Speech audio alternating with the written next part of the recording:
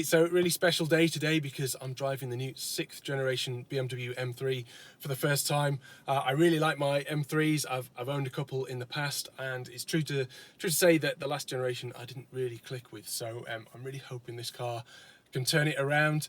I thought I'd just give you a quick tour as well before we head out onto the road. So this car's just arrived from BMW UK. The roads are pretty filthy, so here's a quick look round. So this car has got the optional carbon back seat, so you can see this lovely weave here, really quite firm but comfortable and holds you really nicely.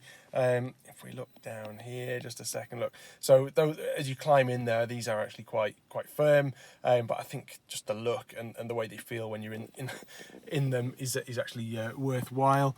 We've got the distinctive M steering wheel here, mostly distinctive because of these M1 and M2 badges that were, or buttons that were introduced with the current M5, and I'll tell you a bit more about how you group your settings on there in a second.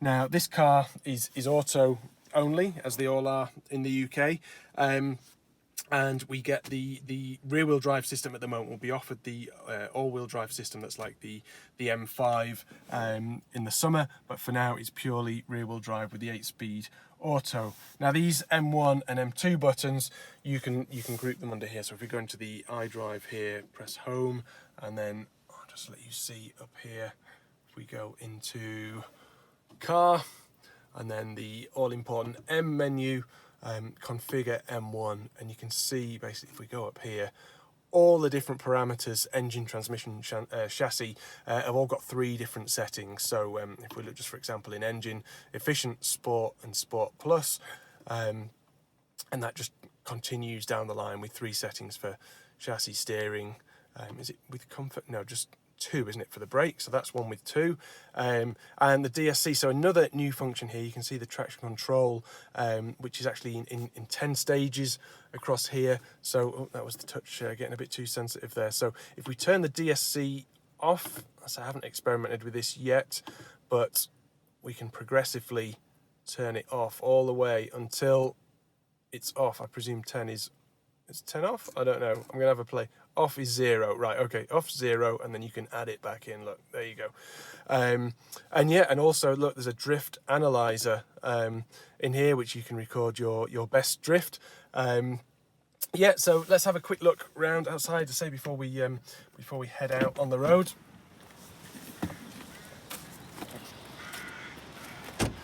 Now this is the Toronto red colour, a new colour.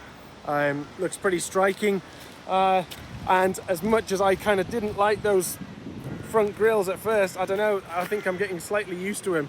I think it looks better in black and a dark colour, but even in a bright colour like this, actually, you know what, it's growing on me a little bit, as aggressive as it is.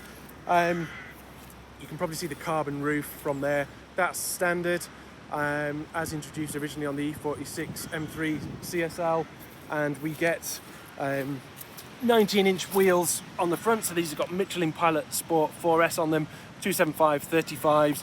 These brakes are standard, so 6-piston. You can get optional carbon ceramic brake upgrades, and on the rear, let's just see what we've got here as well. Now these are 20-inch, aren't they? And the size is 285 30 ZR20, so with sliding calipers on the back there. You can see there's a couple of options on this car. This carbon pack with the mirrors and some blades in the bumpers here. That's an option fitted to this car.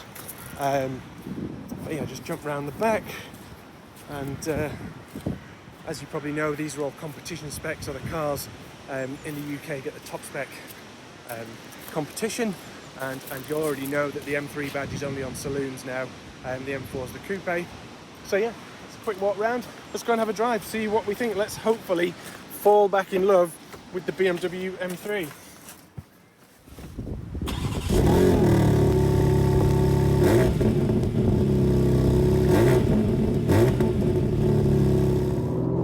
So out and about then in the new M3 competition, and as you can probably see, it's pretty rapid and pretty aggressive.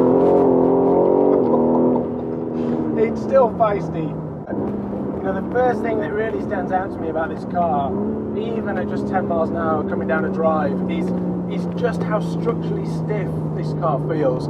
There is a lot of extra bracing in this car, 38 kilos, and that immediately gives you a feeling that you've got a great platform to work from. The steering is very quick. I don't find it too quick, I don't find it too nervous. You know, it's not feel something like a Lotus or something, but you do get a sense of road feel. It's very quick, and again, it grounds your connection with this car and just gives it a sense of agility as well, which I really like. Everything is just working together to give me what I want.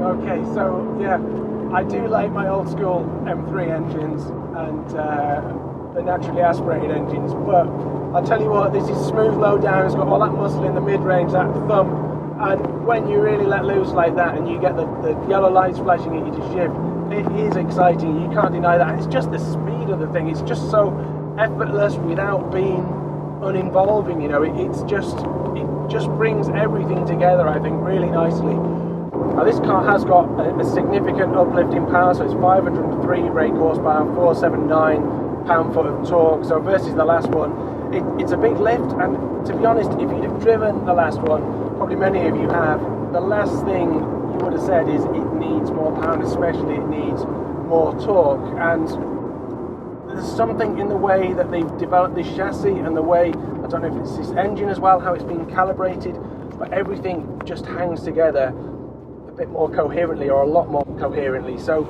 I think the chassis is better sorted for this car than the previous one. That had a lot of front end bite. I think the step or the transition to losing grip was much more abrupt in that, and it gave you more of a fright with the torque coming in, which was the first M3 obviously where they'd done that with a turbocharged engine. So this feels much more refined and much more progressive, even though I think in the wet it would still give you a lot to think about. You know, we're in the rear wheel drive version here. Let's just go through this corner here.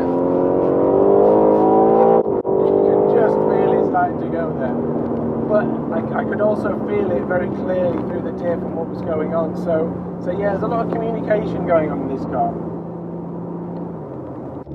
I'm so glad this car is as good as it is now. I was ready to be disappointed, but I've just absolutely fallen in love with M3s again. I love the usability of it. I prefer the look to the M4. I love that it's got 4 doors, and I just had such a blast driving this car. I really enjoyed it.